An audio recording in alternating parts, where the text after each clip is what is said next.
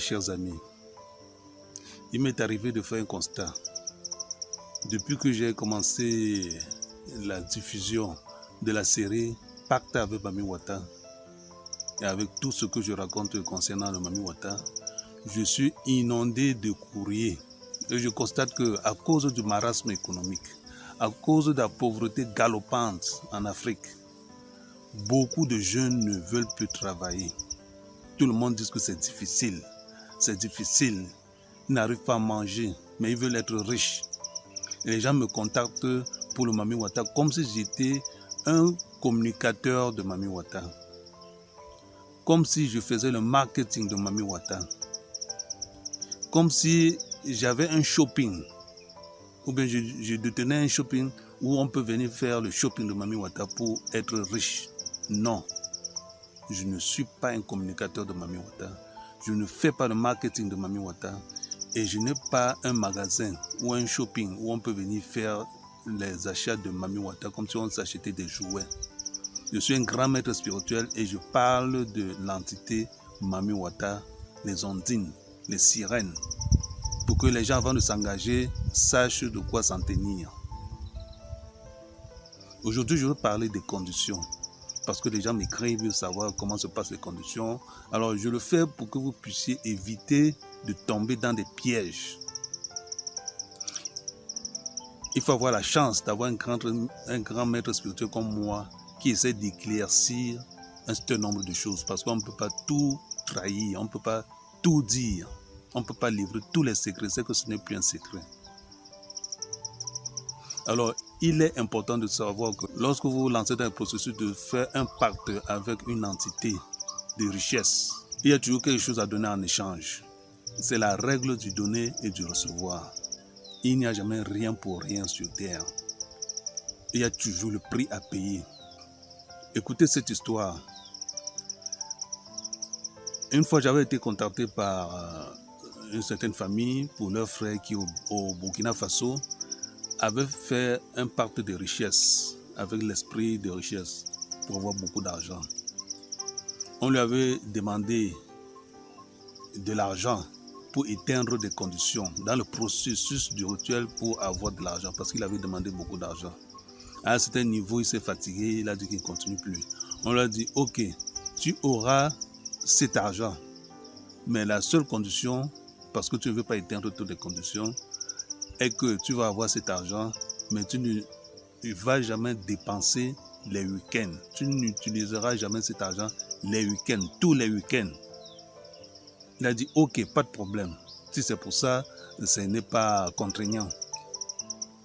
Il a eu sa mallette bourrée d'argent. Il est parti et il a commencé à faire la fête, à dépenser, à faroter les gens, à être un grand fêtard. Il était en boîte de nuit tout le temps. Jusqu'à un certain moment donné, l'esprit satanique s'est introduit dans le processus pour le faire rater les conditions. Parce qu'il avait fait ces choses-là sans se protéger contre toute éventualité. L'esprit satanique est entré là-dedans et il l'a poussé à rater la condition.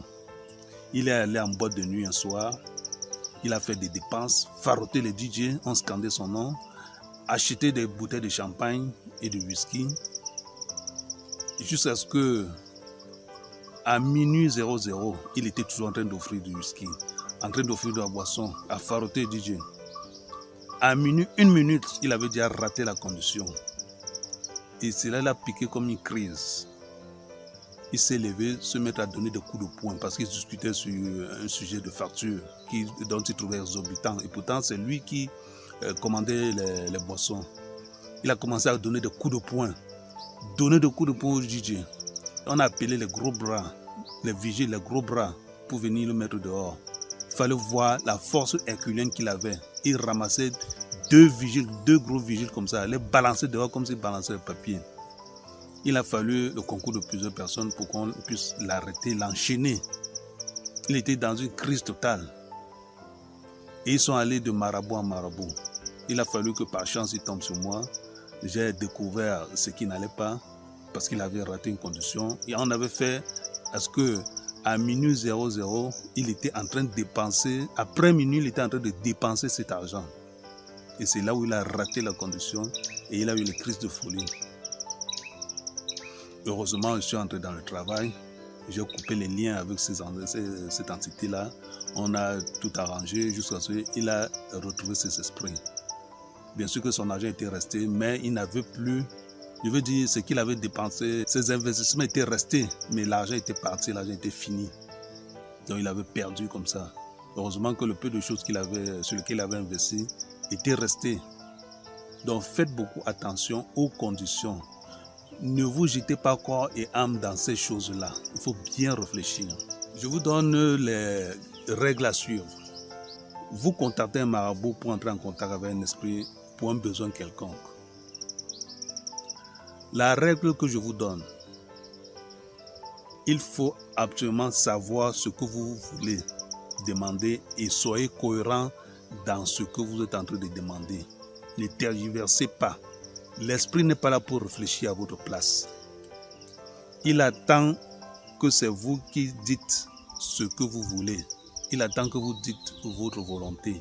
Il attend ce qui sort de votre bouche. Il n'est pas là pour parler à votre place. Si vous lui laissez le choix de parler, il va toujours vous dire des choses qui vont vous piéger. Et quand vous parlez, on exécute votre volonté. Et dans le rituel, suivez bien les conditions de l'esprit avant de prendre une décision.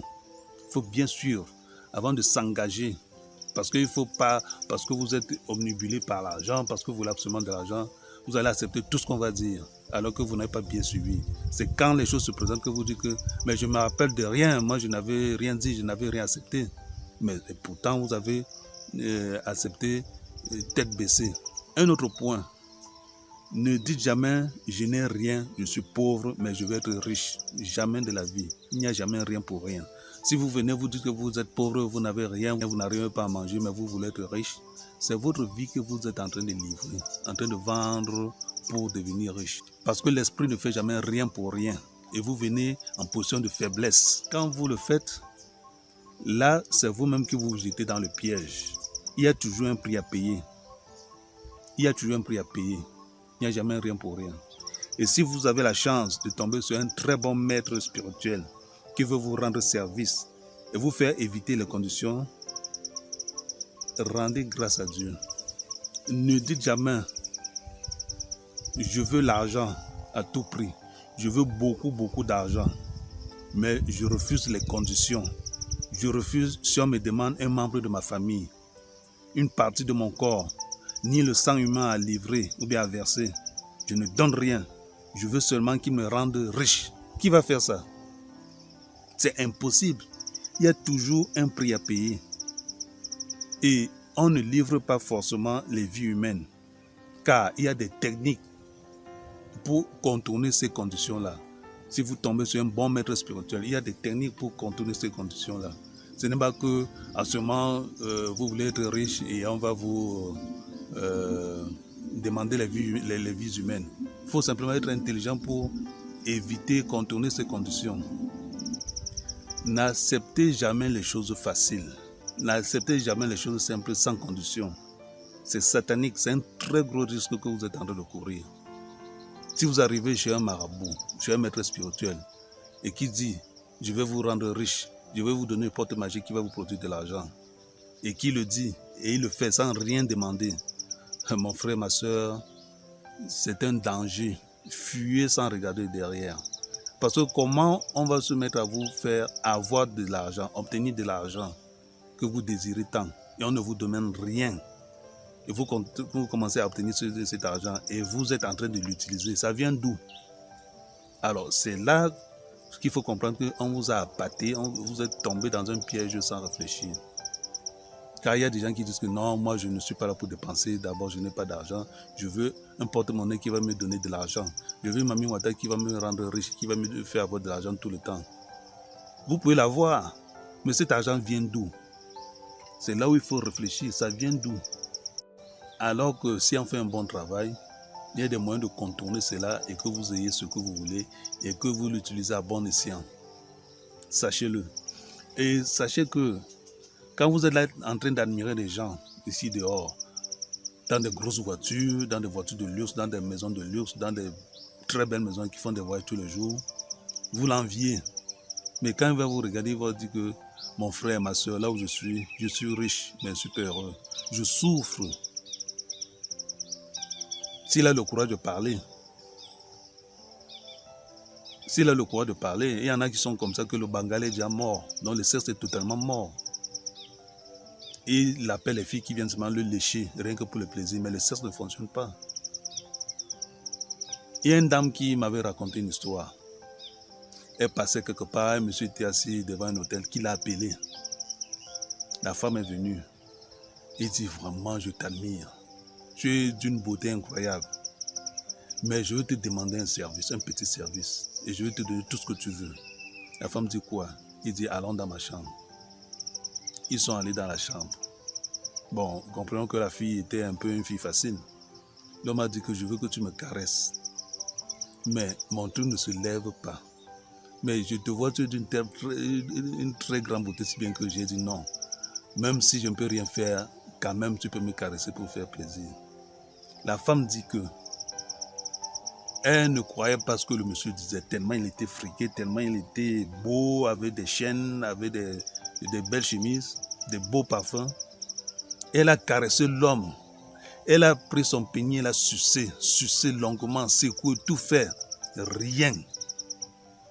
L'homme m'a dit, tu as vu, je ne te mentais pas, mon truc ne fonctionne pas. Mais ne crois pas que tu fais un travail pour rien. Il a sorti 100 000 francs, il a donné à la femme pour rien. Il a dit à la femme que vraiment, ce n'est que comme ça que je me débrouille. Je ne peux pas, mon truc, je ne bande pas. Mais si tu peux venir de temps en temps me caresser comme ça là, tu auras de l'argent. La femme dit qu'elle n'en croyait pas. Qu'elle a eu 100 000 francs comme ça au prix de rien. Et qu'elle était prête à aller chaque fois. Bon, moi je ne connais plus la suite de l'histoire, mais quand j'ai écouté ça, j'ai compris que c'est un monsieur qui a de l'argent, mais il est malheureux parce qu'il ne peut pas monter sur la femme. Mais il est riche, il a de l'argent. Donc il appelle la femme chaque fois de venir le lécher. Ce n'est que sa satisfaction. Mais est-ce que c'est normal, avoir de l'argent que tu ne peux pas monter sur une femme? C'est ce que les femmes appellent, c'est du gaspillage. C'est du gaspillage. Tu fais alors quoi avec ton sexe? Tu as vendu ton sexe pour être riche. Et ça sert à quoi de l'argent? Parce qu'il y a la femme et l'argent. Tu as vendu ton sexe pour être riche. Et il y a la femme et l'argent. Tu as l'argent maintenant, tu ne peux pas avoir la femme. Il y a aussi un autre point. Vous voulez être riche sans dépenser. On vous demande l'argent pour tel rituel, pour atteindre telle et telle condition, afin que vous puissiez obtenir votre argent et que vous le mangez cet argent étant sucré dans la bouche, au lieu d'être comme du sable et avoir des remords dans le cœur. Au lieu que cet argent soit comme le sable lorsque vous êtes en train de dépenser, c'est comme si vous mangez du sable et avoir des remords dans le cœur parce que vous avez accepté des conditions compliquées. Et cet argent n'est plus sucré dans votre bouche. Posez-vous la question, cet argent vient d'où? L'entité est partie dévaliser une banque pour venir me donner cet argent. Et vous êtes toujours des gens gourmands. Quand vous demandez de l'argent, vous demandez 100 millions, 5 millions, 2 milliards. L'esprit va l'obtenir comment? Ça va venir d'où? Et vous croyez qu'il va vous donner ça pour rien? Il faut réfléchir. Vous voulez beaucoup d'argent, l'esprit va vous donner ça pour rien. Ça vient d'où? Vous voulez savoir quel est le plafond qu'on peut demander à l'esprit? Alors moi je dis, tout dépend de vous. Tout dépend de ce que vous voulez. Vous voulez 1 million de francs. Vous voulez 1 million de francs. Vous voulez 5 millions de francs. Vous voulez 500 millions de francs. Vous voulez 5 milliards. Tout dépend de vous. Tout dépend de vous. Ce que vous demandez, vous allez l'obtenir. Mais plus vous demandez, plus les conditions sont lourdes à respecter. Plus vous demandez, plus les conditions vont être compliquées et il faut être à mesure de les respecter. Imaginez-vous une somme qui peut être contenue dans une boîte à chaussures, dans une caisse, dans une mallette. ou dans 10 à 50 caisses bourrées de billets craquants.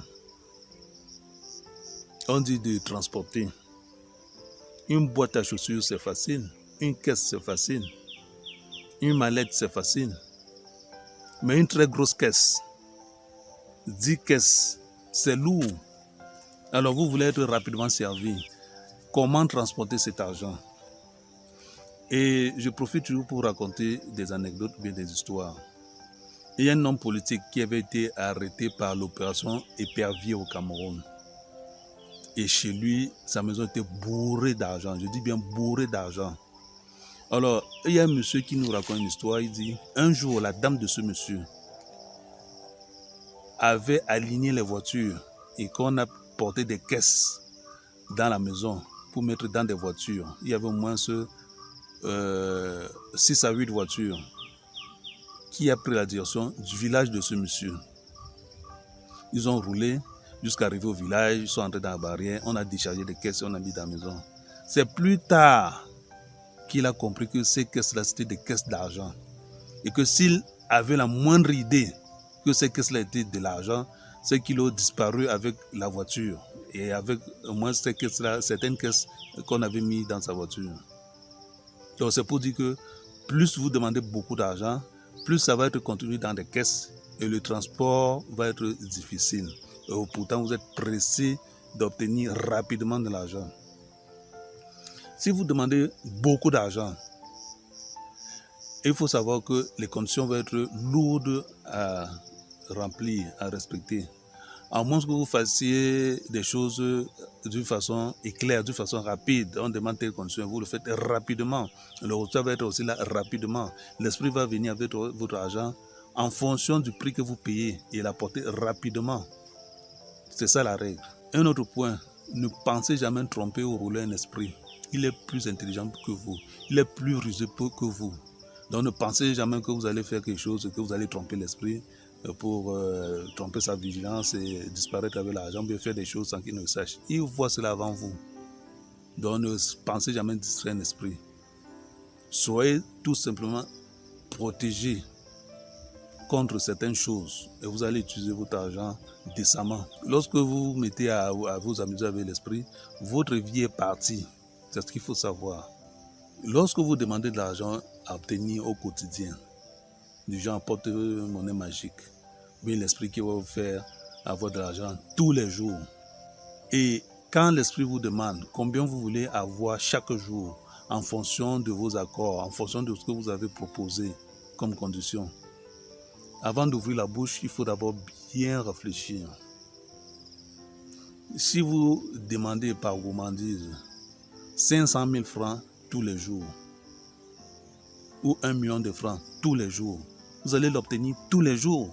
Mais la condition est qu'il faut dépenser cet argent avant 0 heure, que tout est fini dans ta poche. Et vous allez encore recevoir notre 100 000 francs après 0 heure. Et qu'il faut dépenser entièrement, si bien qu'à 0 heure 00 que cet argent est fini. Les 5 premiers jours, ça va être facile. Parce que vous allez faroter les gens, vous allez faire ceci, vous allez faire cela. Mais les 6e jours, parfois même pour certaines personnes, c'est à partir du 4e jour que ça commence à peser. Parce qu'il faut dépenser 500 000 francs jusqu'à ce qu'aucun 5 francs ne reste dans la poche. Il faut dépenser 1 million de francs de façon que rien ne doit rester dans la poche avant 0 heure.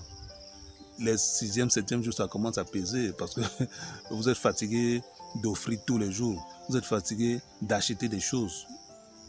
Donc, il faut bien réfléchir. Il faut qu'à 0 heure, que tout soit fini dans ta poche. Et être sûr de ne rien avoir oublié à la maison. Parce que vous ne devez pas garder cet argent. Vous n'allez pas prendre une partie pour aller dépenser et dire que vous allez garder l'autre à la maison. Non, ça se dépense.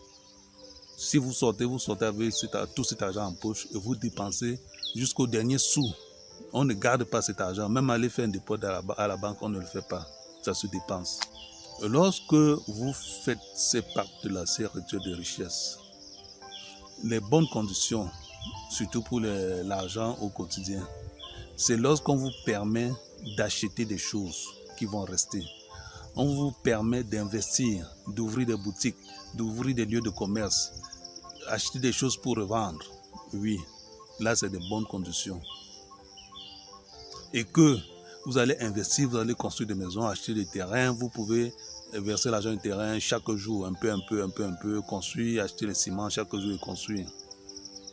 Et que à votre mort, le jour que vous n'êtes pas là, vos enfants, votre famille puissent profiter des biens que vous avez laissés. Le mauvais pacte, c'est lorsque à votre mort tout disparaît, tout brûle, tout part à la dérive. C'est que c'est un pacte satanique qui est là pour vous servir rien que lorsque vous êtes vivant. Et ce n'est pas bon. N'acceptez jamais ce pacte-là. Ayez la chance de tomber sur un bon maître spirituel, professionnel. Comment vous allez vous sacrifier votre énergie, votre vie pour avoir quelque chose que à votre mort, personne ne peut en profiter. Vous allez profiter seul et à votre mort, c'est parti. Ce n'est pas normal. C'est du gaspillage. Un autre point. Si un génie vous dit, je veux que tu me sacrifies 5 gros bœufs, 15 gros bœufs, 10 béliers, ou bien quelle que soit la quantité d'animaux, ou bien de béliers, ou bien de bœufs qu'il vous demande, tous les mois, ou tous les 6 mois, ou bien par an, dites-lui au moment d'émettre vos vœux. Dites-lui que je veux que vous me faites ne jamais manquer des bœufs ou des béliers à vous offrir par tous les moyens, même s'il y a pénurie. Là, vous le faites travailler pour vous. Parce qu'il vous a demandé des sacrifices. Et il faut maintenant qu'il vous permette, qu'il fasse à ce que vous ne puissiez jamais rater à faire son rituel parce que vous avez manqué de l'argent. Quel que soit lambda, il est obligé de travailler pour vous en ce moment-là. Je dis, au cas où c'est des conditions où il faut offrir des bêtes. Parce que ce n'est pas partout, bien tout le monde qu'on demande des bêtes. Et le dernier point, c'est qu'il ne faut jamais être chiche. Il ne faut jamais être radin avec votre maître spirituel. Votre maître qui vous fait réussir le pacte.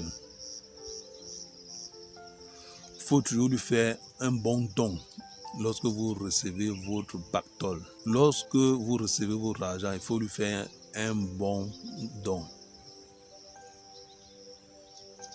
Et il vous aidera toujours partout où vous aurez besoin de lui. Il vous aidera toujours à sortir dans des situations compliquées. Il faut avoir le sens du partage. Parce que quand vous le faites, vous avez un très bon allié en ce moment. Il vous aidera toujours à sortir l'épine du pied. Si vous montrez radin, vous montrez chiche, dur, alors il vous laisse. Le jour que ce sera compliqué, comment vous aurez le courage à venir le voir pour dire que ça ne va pas? Il va vous chasser. Même moi, je vous chasse. Bon, nous avons terminé. Je pense que les quelques explications que j'ai données sur les conditions à contourner dans le processus du pacte avec l'esprit de richesse, ça puisse vous aider. Continuez à me soutenir. Si vous avez des histoires, envoyez-les-moi en audio sur mon numéro WhatsApp ou Telegram. Envoyez-le mon numéro qui s'affiche au bas de l'écran ou dans les commentaires.